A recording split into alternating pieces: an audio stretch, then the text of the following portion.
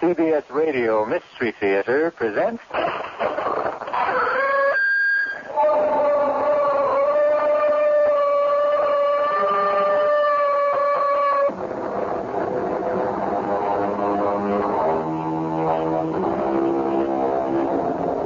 Come in. Welcome. I'm E.G. Marshall. Welcome to the fear you can hear. Welcome to the world of terrifying imagination. We are about to bring you a tale of magic. What a word, magic. What do we mean by magic? What are we thinking when we say something is magical? Why, only that we do not understand how it came to be, or even what it is that came to be, or, for that matter, if it ever really did come to be. I was standing between the windows, those two big windows, you know, the ones with the great pier glass in between, and I was looking straight ahead, so I can't say that I saw the door open because I didn't. But all of a sudden there was this terrible confusion. Men jumping from their chairs, some looking frightened half out of their wits, others with expressions of joy and anticipation, some of them crying out. Was it horror? Was it surprise? Was it delight? I couldn't tell. It was all mixed up.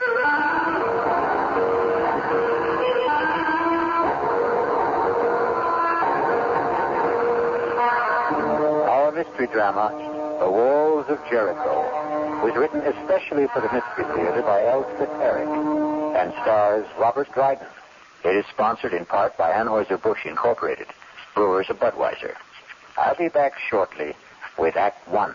Did you say God? Well, I know him by everything you say and do. Did you say God? Well, I see him every time I look at you. That you really love.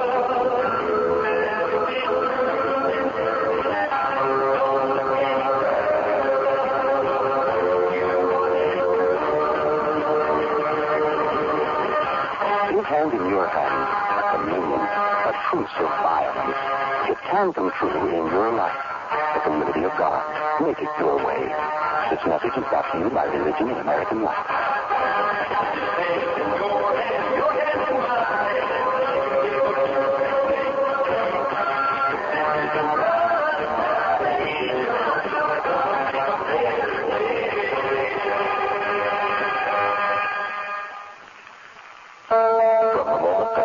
Becomes aware of himself as a thinking being, he begins the difficult task of learning to communicate. For a while, gestures coupled with sounds are all he has. Then, gradually, he starts to assimilate the language he hears. And finally, the breakthrough, and the miracle of human speech is his. As difficult as that process is for a child born without handicaps, imagine what it's like for one with cerebral palsy. In addition to the brain damage which may make it difficult to walk or even use his hands, very often his speech center may have been affected as well. Although speech therapy may help, guttural sounds and slurred consonants may be the best he can muster in his effort to communicate. Imagine that same child years later. For children with cerebral palsy do grow up, and they need you then as much as ever to be understood, to find jobs, to enjoy life. Think about that when you're asked to give to United Cerebral Palsy.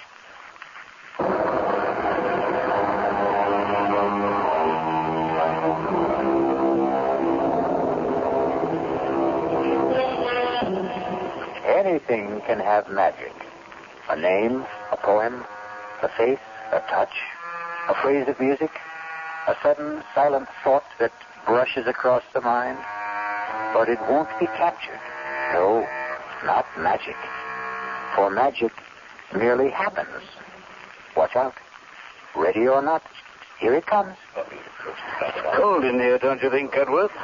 Well, Brindle's gone to fetch another log. He'd best hurry, or the fire will have burned itself out completely. That's asking a bit much, isn't it? For Brindle to hurry? I suppose one shouldn't ask too much. Ah, poor old Brindle. How old is he now? What will be your guess, Ashley? I wouldn't hazard one. He's been steward at the club since before I became a member. Ah, here he comes. I don't like to see him carrying a log that size. Oh, Grindle. You wanted something, Mr. Ashley? Half an hour ago, Grindle, I asked for a brandy and soda. But you have your brandy, Mr. Ashley. But have I my soda? Haven't you? Oh, you haven't. I'll get it for you right away, sir. Right away. Possess your soul and patience, Ashley. The club should really start to think of retiring him, wouldn't you say? Start to think? It's all we ever do. We never actually get on with the thinking, do we? Hello. Everybody. Have you seen this? Who's making that racket? Higgins just came in. Oh, him. Have you seen it? Have you? Seen what, Higgins? Well, I just took it off the bulletin board, Winthrop. And now you're president of the club. You should be the first.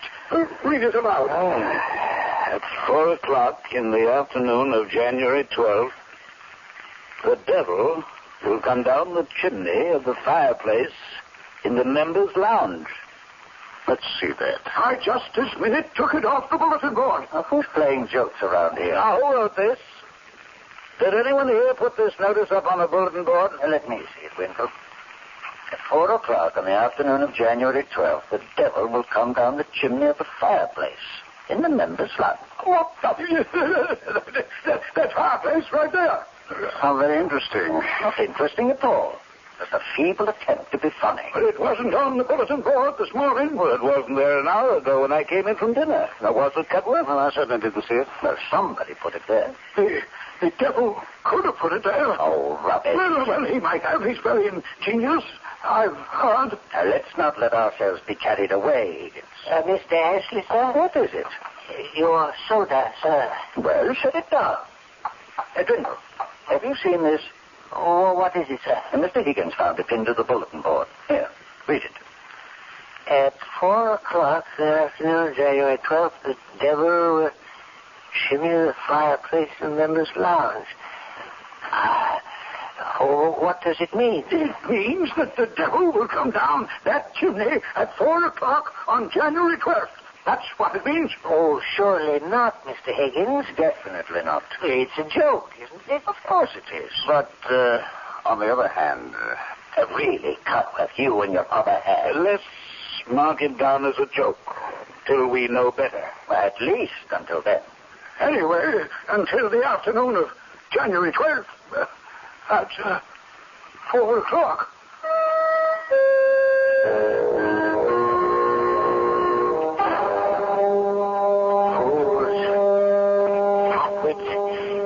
Under the table. Rubies, every one of them. They hope you'll get cold. Those clods. Don't blame me if it's spoiled. I bamboozled them like the bunch of noodles they are. Anytime you care to state what you're talking about, I'm all ears, as the saying goes. Meantime, come sit down. The esteemed high and mighty members of the Ralph Waldo Emerson Gentlemen's Club, from the president, the exalted Mr. Amos Winthrop on Power. Oh, them imbeciles. Now, you didn't go making trouble, did you? That remains to be seen. Because they're just waiting for an excuse to give you the sack. You're not so young anymore. I know that, Martha. And not always strictly teetotal on the job, I suspect. I'm never drunk. Well, a man needs to be a little elevated to spend 10 hours a day with those Back Bay snobs, but I flim-flammed them. Now, look here, Timothy Grindle, don't you go doing anything to raise the hackles on those gentlemen. Nincompoops. Because if they should give you the old heave-ho, you know where you'd wind up, don't you? Right here at home with me, and I won't have that. They're not about to fire me, not right away. As a matter of fact, it's I who may have lighted a small fire under them. And they should be starting to feel the heat of it soon now. Very soon. Timothy, what have you done? Oh, nothing very much. I only posted a notice on the bulletin board, that's all. What kind of a notice? A modest little notice stating that on January 12th at 4 o'clock in the afternoon, the devil would descend the chimney of the fireplace in the members' lounge. You said the devil? You should have seen the excitement, especially Mr. Higgins. Oh, he's such an emotional little man. You invoked the name of the devil? No, I did no such thing. You summoned up the devil? Oh, I played a joke on those superior snobs who've been taking me for a joke all these years. That's all I did. Oh, once you summon up the devil, Timothy, it's not so easy to send him back where he came from. Will you stop it, Martha? I only want to make them worry. Those fine gentlemen who've never had a care in the world since the day they were born. Worry? How? About what? Worry. Will he come down the chimney? Oh, they'll worry from now to the 12th of January, and I'll be there 10 hours a day to watch them worry. And if his satanic majesty does come down the chimney, what then? Oh, he won't. He won't. I wrote the notice myself, and old Beelzebub didn't dictate it either, if that's what you're thinking. I'm thinking you started something, Timothy, that he won't be able to stop.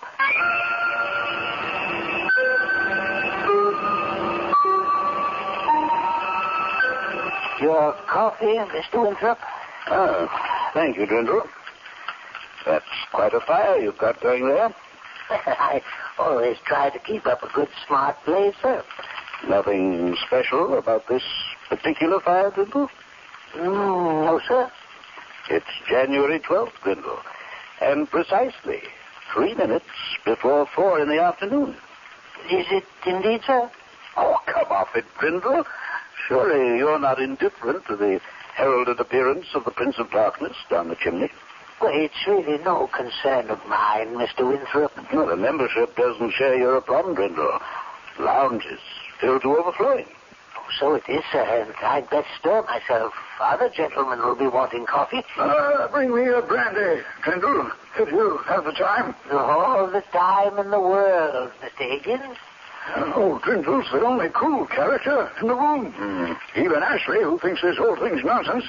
Ashley doesn't even believe the devil exists, for goodness sakes. Well, he's still been sitting on that little hassock by the fireplace since noon. I tried to get him to lunch with me, but he wouldn't budge. Oh, suspects a trick, no doubt. What do you? Well, it is possible, I suppose. But who'd want to play a trick like that? I mean, even if someone wanted to, how'd he go about it? Now, suppose something, someone, descends that chimney at 4 o'clock, as I am firmly persuaded he will. Who or what could do that? There's a great roaring fire going. Dwindle saw to that. Well, suppose someone with a perverse sense of humor should toss a dummy down the chimney. We'd find it afterward. Well, none of it was reduced to ash. But something would remain. It couldn't all burn up. Am I right? Well, ask Cudworth. He's the brainy one. Gentlemen, all prepared for the big moment? Hello, Cudworth. Only the devil himself could survive a trip down that chimney. Am I right, Cudworth? I'd say so, yes. It's nearly time. Nervous? Well, I don't know what to think. I mean, I don't know what to expect. The whole thing is nerve-wracking. Positively devastating. It's time. It's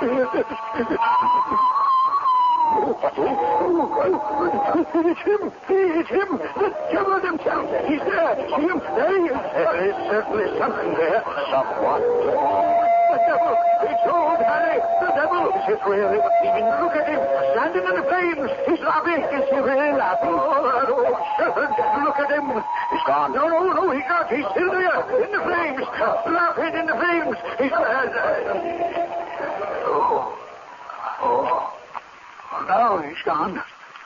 Well, that was quite an experience. Yes, it was. Oh, it was the most wonderful thing that's ever happened to me in my entire life. Oh, really extraordinary. Well, now, are you all satisfied? What do you mean by that, Ashley? His Satanic Majesty failed to put in an appearance. Of course he put in an appearance. You didn't see him? Don't tell me you did. Of course we did. He was all in black. No, he was dressed in red. Black and red, I thought. Well, he had red hair. You couldn't see his hair. He wore a cap. Saw his hair. It was sort of waving in the flames to a draft or something, but it never caught on fire. I distinctly remember noticing that. He wore a cap. You couldn't see his hair, and his mustache was black. No cap. Cap and a big black cape. He kept his cape around him all the time he was standing. Yes, but the cape was red, a very bright red. Now listen to yourselves. Listen, will you? You all saw him. You all say you did. But each of you saw something different. Red cape, black and red cape. Why, it's ludicrous. It's not ludicrous at all. We were all overexcited, all worked up over this thing, and maybe our accuracy, our powers of observation were impaired. That's possible.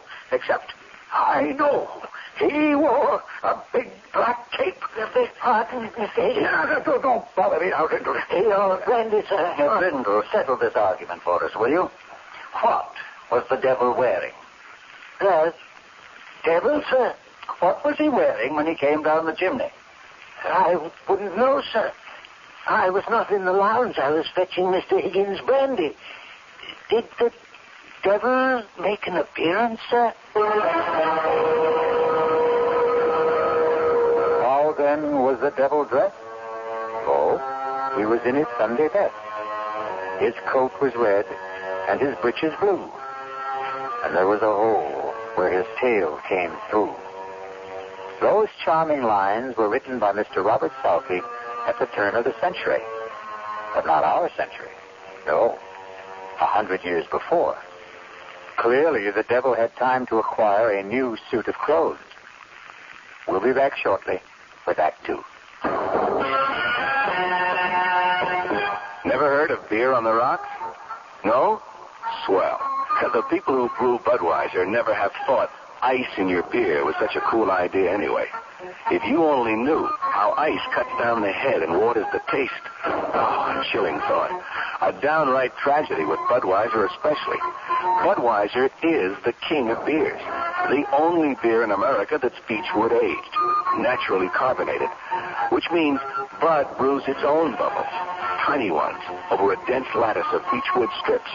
The beer ages the best way, the right way, naturally. But add an ice cube and bloop, there goes all that extra effort. So if you forget to cool enough Bud, skip the cubes and put your Budweiser on ice for a while, on the coldest shelf in your refrigerator. Even if the wait does frost you a little, it'll be worth it. Anheuser-Busch, St. Louis. As you know, the speaker is the heart of every component system. That's why a lot of hi-fi stores say that one of the speakers they sell is the best. The sound chamber won't settle for just saying the Infinity Pause 1 speaker is best. They'll prove it to you.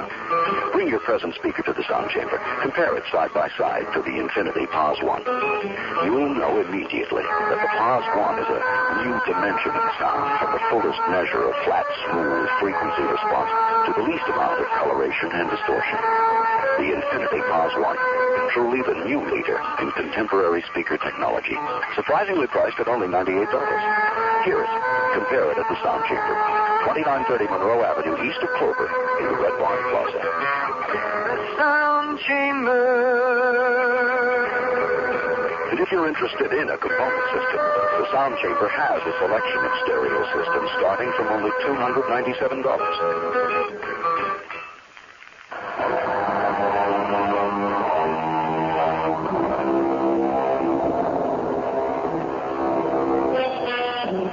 Did the devil indeed descend the chimney of the Ralph Waldo Emerson Club in the afternoon of January 12th and stand laughing in the flames?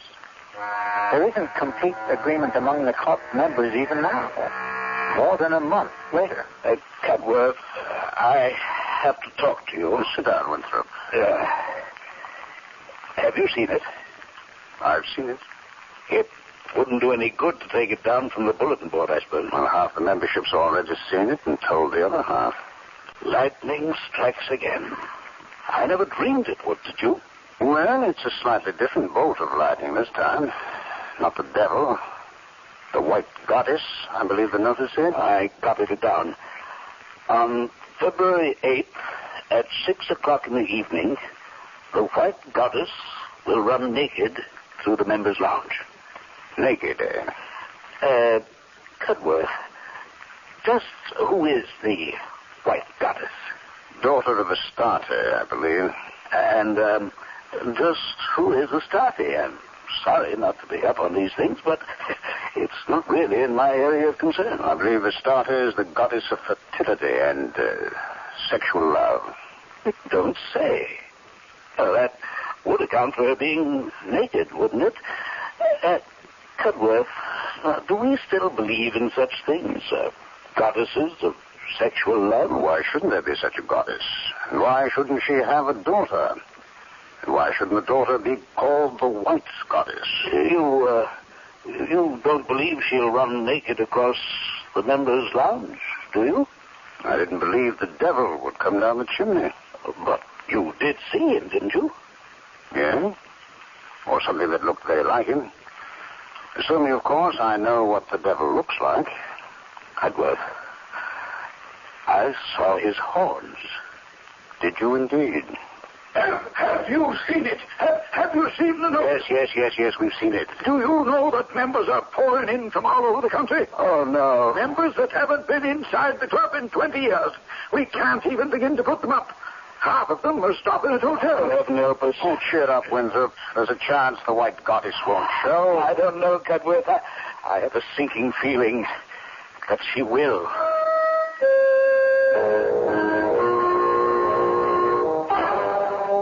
There isn't an empty hotel room in the whole of Boston. Why are you doing this, Timothy? What are you getting out of it?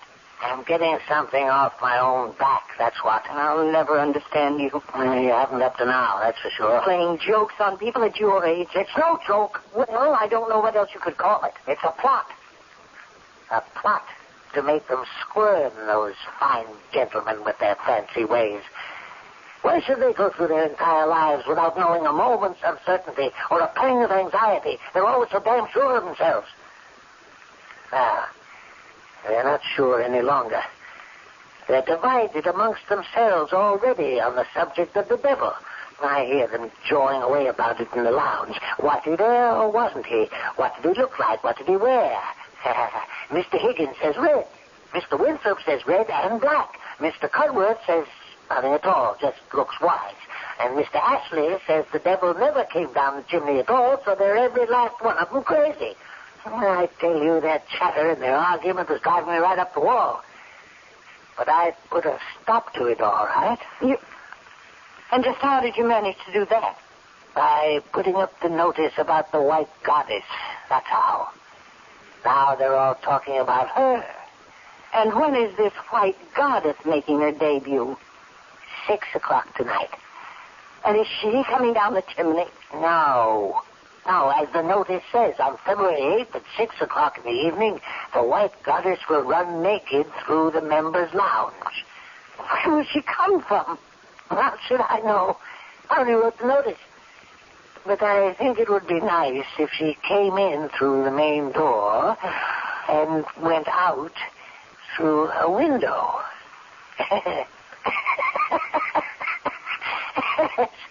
That would be rather nice.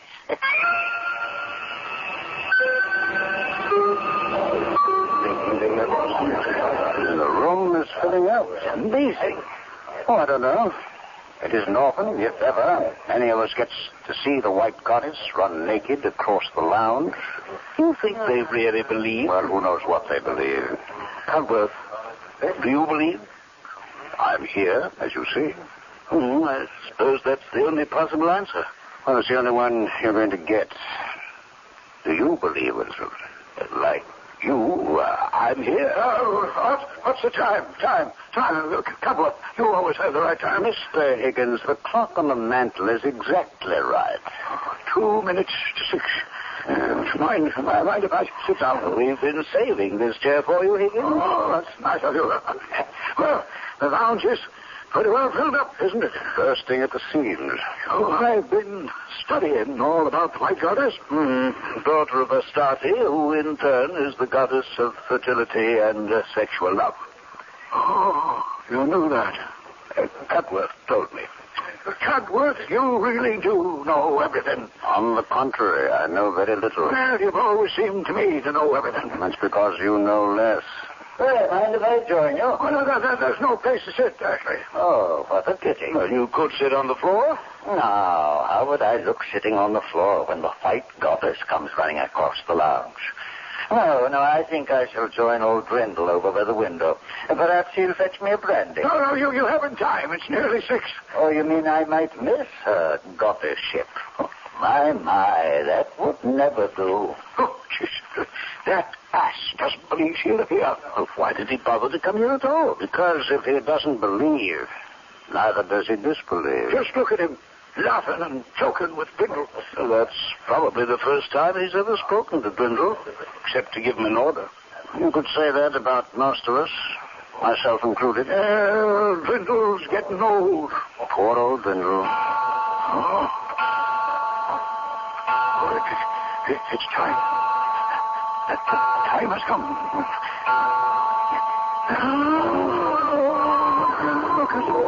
Look at her. She's beautiful. Sublime. Oh, my God. Oh, heavenly thing. I never thought I should live to see anything so beautiful. The most exquisite thing I ever saw. Or ever shall see. Where did she go? She was here such a little time. She disappeared through the window. The wall, I think. No, through the window. The one back of where Ashley's standing with Brindle.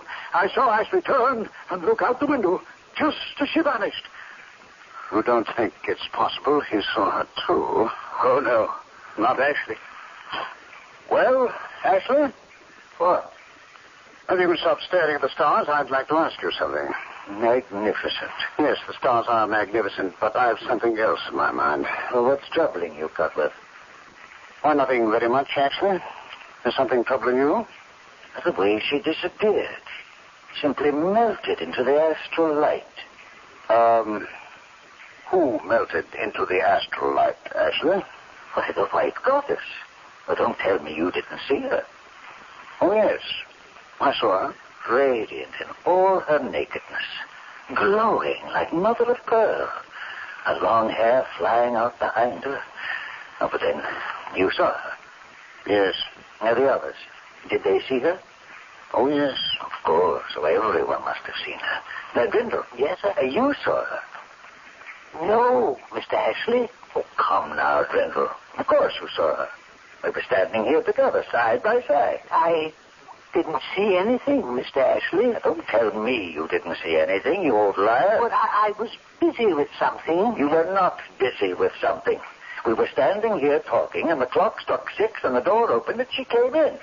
And she ran. Her feet hardly touched the floor. Ran across the lounge to this window, this one right here. Why, her shoulder brushed mine. I felt it. My left shoulder. Now, don't tell me you didn't see her, or I'll break your back. Now, don't excite yourself, Ashley. The most beautiful spectacle it's ever been the good fortune of any of us to witness. And this numbskull Grindle stands there and tells me he didn't see it.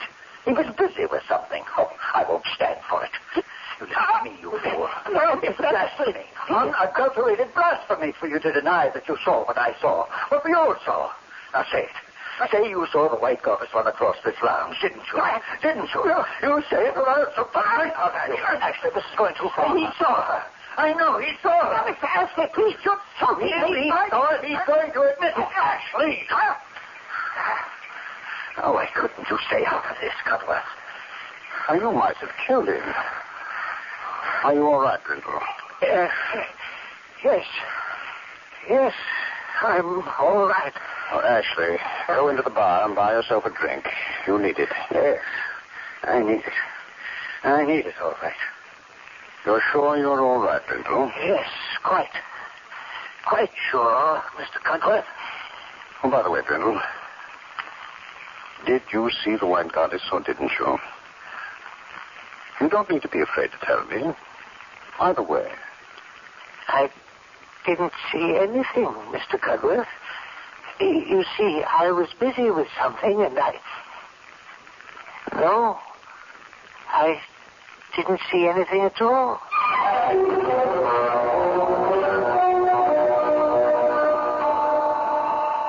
Well, I think I must be getting on home.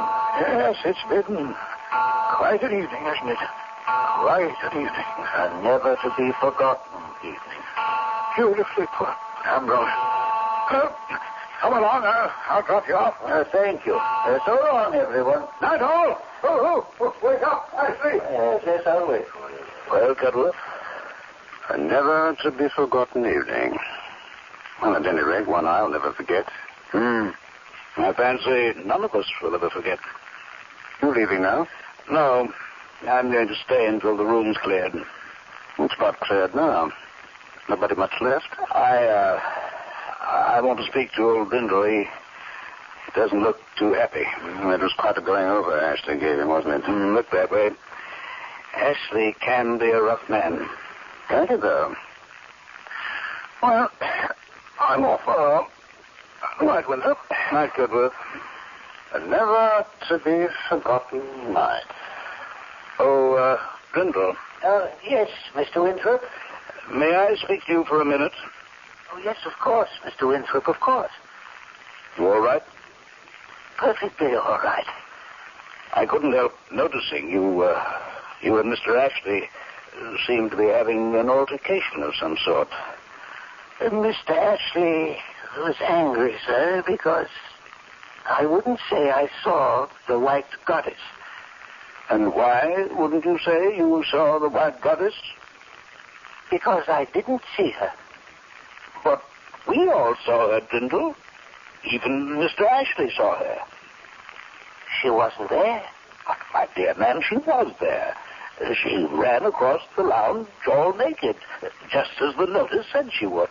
Now, why do you persist in denying it? Because I wrote the notice. Oh, Brindle. And I wrote the other one, too, about the devil coming down the chimney. I wrote them both, and I made them up out of my head. Why are you lying to me, Brindle? I'm not lying, sir. But of course you're lying. I don't know why you're lying. Perhaps to make yourself important in our eyes. I am not lying. But we all saw her, Brindle. It was the most exquisite moment of our lives. We saw her. Therefore, you're lying.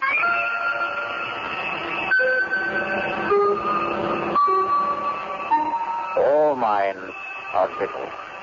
In this great universe of ours, man is a mere insect as compared with the boundless world about him, as measured by the intelligence capable of grasping the whole of truth and knowledge. Yes, Virginia, there is a white goddess. We'll be back shortly with Act 3. And now another tale of the ball and chain. Act your special case. Suspense, last tango in Pittsburgh. There I was at Raoul's All-Right Tango Lounge. Was it off, kid, when you tango with me? It was Raoul. You're a splendid dancer. But what was that? I was what? That sound effect. Oh, I'm a few pounds overweight, and this ball and chain points out how my extra weight can get in the way. I'm pointing you back to your chair. Our heroine decided to lose that extra weight. She exercised and ate smart every meal, starting with a Special K breakfast. A bowl of Special K, skimmed milk, tomato juice, and coffee. It's less than 240 calories, 99% fat-free, and 100% delicious. After a while, she was rid of the ball and chain and back at Raoul's. Darling, you're looking fantastic. But a happy ending. Good ending. We're just getting started. Raoul, get lost. Your happy ending could begin with the Kellogg's Special K breakfast. And that's another tale of the ball and chain.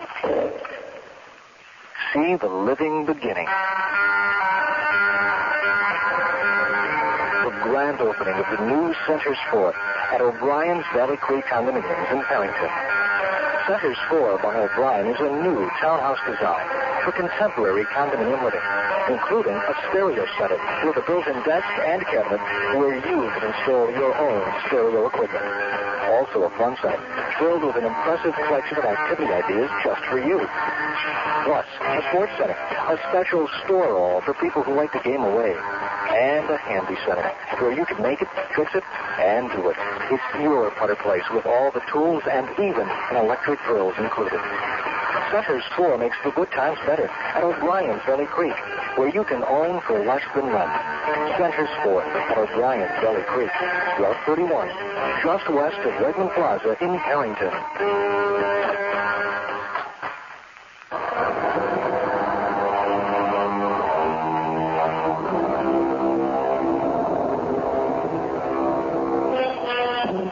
Have you read your Shakespeare lately? If you have, you'll remember Hamlet's observation to his friend. There are more things in heaven and earth, Horatio, than are dreamt of in your philosophy. If you haven't read your Shakespeare, now for the third act of The Walls of Jericho.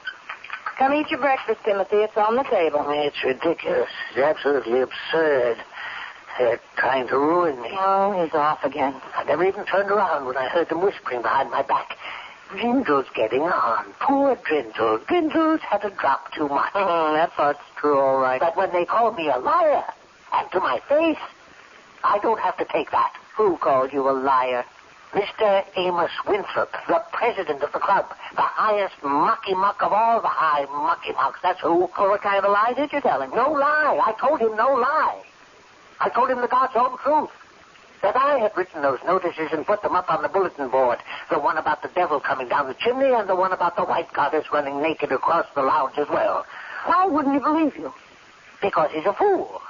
The biggest fool in a pack of fools. I said, why wouldn't he believe you? He says he saw the devil, saw him come down the chimney and stand in the flames, and that most of the others saw him too.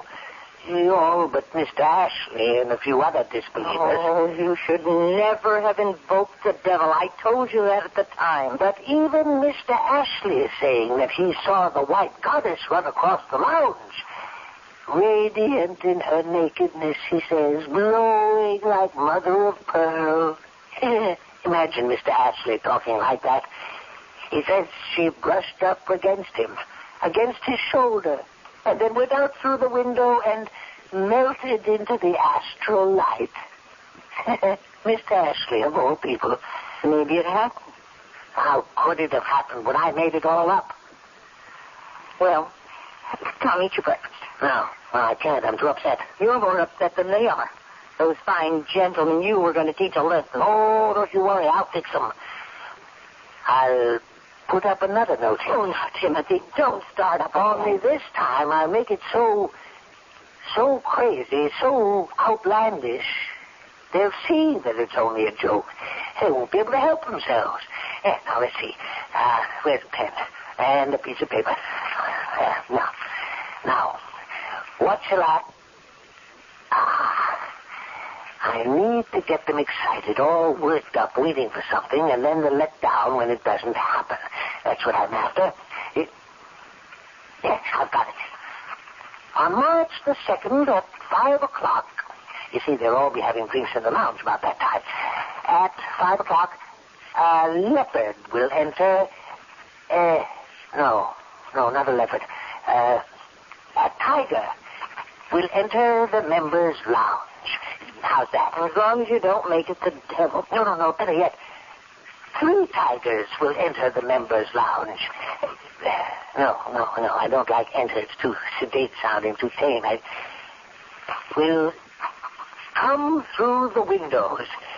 No, we'll crash through the windows. Yes, that's good. We'll crash through the windows of the members' lounge. There. That should put Mr. Winthrop in his place. Somehow, Timothy, I don't think you were born to put Mr. Winthrop in his place. That's where you're wrong, Martha. It's precisely what I was born for, and this will do it. Wait a minute. I thought of something else. What now? Listen to this. On March the 2nd at 5 o'clock, 3 tigers will crash through the windows of the members' lounge, one of them carrying a chicken in his mouth. Oh. Yeah. How's that, Martha? Huh? How's that? Oh, that's perfect.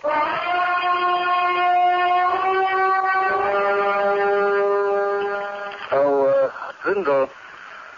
Mr. Winthrop, yes, sir. Stir up that fire, will you? Yes, sir. That's fine. Would you like another log, sir? No, that'll do it, I think. Weather's letting up a bit. Yes, it seems to be. You're in the club a bit early today, sir. Yes, a bit. Why, yes, it's only a little after 4. Are you waiting for the tigers, sir? How's that? I just thought perhaps you might have wanted to be the first one on hand when the tigers crashed through, that's all. You're being impertinent, Brindle. That's very unlike you, Brindle. Is it, sir? Same as you're lying. It was unlike you to lie to me. Yeah, I suppose it was. You know it was. Now, you're not going to tell me the latest notice on the bulletin board was also your invention, are you? I'm not going to tell you anything, Mr. Winthrop. Well, I'm glad to hear that. I'm sure you'll agree that it's not my place to tell you anything. I most certainly and emphatically do agree. I thought you would. Not that I'm certain that the 3 tigers will crash through the windows. No, I'm not certain at all. It's absurd on the face of it, isn't it? Most absurd. 3 tigers. Well, now. Perfectly ridiculous. And one with a chicken in his mouth. It's laughable. Well, don't laugh, because it just may happen, precisely as the notice predicts. We simply do not know. I promise not to laugh.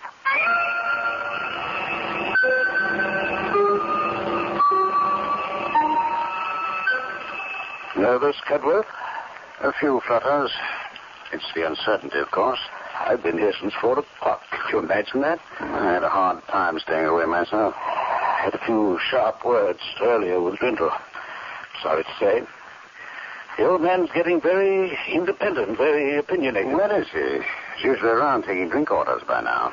He's standing over there by the main door looking very superior. We really have to retire that fellow, Cudworth. Winthrop. Cudworth, do you realize people are standing outside on the sidewalk? This isn't a club matter anymore. It's spread all over the city. Oh, I can't say I care for that. It looks like hundreds of people. I tried to get Ashley to be with us for the great event, but he insists on his post by the window. Ashley by the window, old Brindle by the main door? Well, we're covered. We should be quiet. It's time. I don't think our conversation will either deter or encourage the tigers. Yes, all the same. You... Quiet.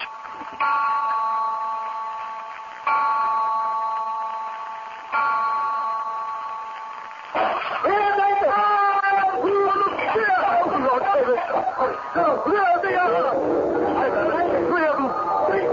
And the chicken in his mouth. They're making for the door. Out of the way, Brindle! Out of the way! He doesn't see them!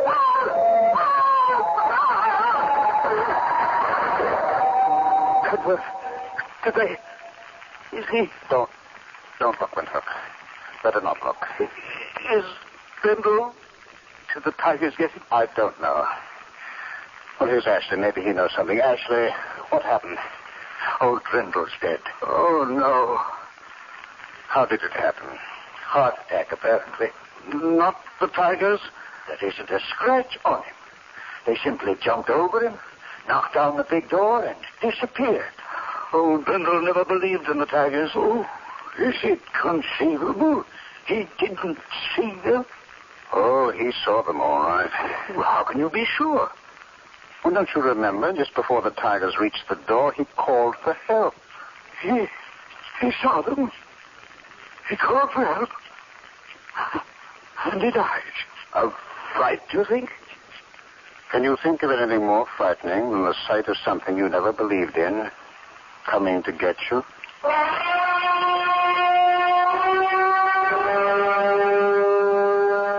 Let's step in here for a few minutes, gentlemen. We won't be disturbing you, Katie, if we use part of the lounge, will we? What happened in here, Mr. Winthrop? Who upset all the furniture? A little fracas, Katie, with some unexpected visitors. Let's set our drinks down here.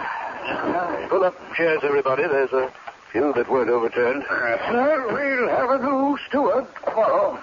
They're promoting someone from the dining room. You'll never hold a candle to Drindle, no matter who he is. Drindle was a good man. If you gentlemen are going to be using this room, I can clear out and come back later. Now, you go right ahead with your cleaning, Katie, if you don't mind sweeping around us. It's all right with me. There certainly isn't that. Gentlemen, I asked you to meet with me here because I have a confession to make.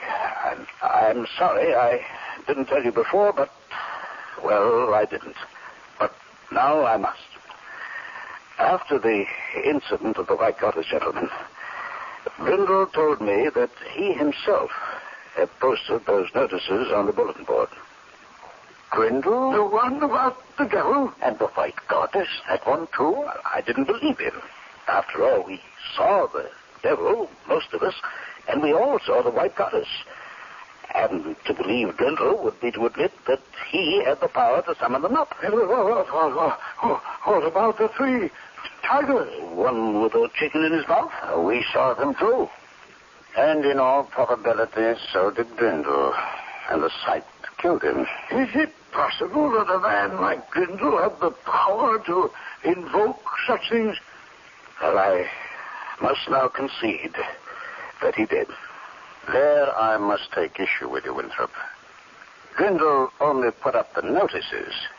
The power lay within us, the membership. I, for one, claim no such power. You, for one, have no such power, Ashley. Nor have I. Nor has Winthrop or Higgins or any member of the club separately or consciously. But unconsciously and collectively, the power is ours. Together and without knowing it, we can do such astounding things. Together and without knowing it, we are constantly doing astounding things, are we not? And always have. Both for good and for evil. I call your attention to the biblical story of the Battle of Jericho. We all know that stone walls cannot be shattered by a band of men marching round them, a final blast of trumpets and a great shout. We know that. And yet it happened. The walls of Jericho fell. Why did they? Consider the circumstances. The Israelites outside the fortress city, the eagerness, the expectancy, and above all, the desire and the belief. Consider the steady tramp of marching feet. Consider the narrowed concentration of the marchers. No man divided in his mind, and no mind divided from the mind of any other man. Consider the psychic pressure created by such a congregation. Mass hallucination. It was no hallucination that Jericho fell to Joshua. No. I should call it mass projection. And that's what happened here? To us? We, all of us, acting in concert, projected these apparitions by the sheer force of our unconscious minds. Then we weren't wrong. We really saw them. The devil, the White Goddess, 3 tigers, one with a chicken in his mouth. We really saw them, even as the walls of Jericho really fell. I beg your pardon, sir. What is it, Katie? But look what I swept up over by the main door, sir. If I am not mistaken, they're chicken feathers. What's been going on here, sir?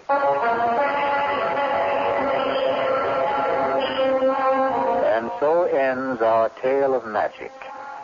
A magician performs his tricks. We are delighted and applaud because we cannot comprehend how he did them. But what if the magician himself cannot comprehend? I'll be back shortly. Basically, when we started the Street Corner Scouting program, I came into the communities that had, very little scouting at all. What I had to do was I had to come out here every day during the week, including Saturday and Sunday, and go out on these same alleys with them and play the same kind of games they played. I just have a regular scouting program with them. Did you know there's such a thing as street corner scouting? That it's bringing scouting to millions of boys who never even heard the word scouting? Did you also know that for every boy in scouting today, there's another boy who'd like to be but can't? And that the reason most of them can't is because no adult in the neighborhood thinks scouting's worth the time? Basically, you got to go to where they are. If they're in the ballpark or behind the house or in the barn, you got to go to them. If you don't think scouting's worth your time, you don't know enough about scouting. Find out more. Write Scouting, North Brunswick, New Jersey, 08902.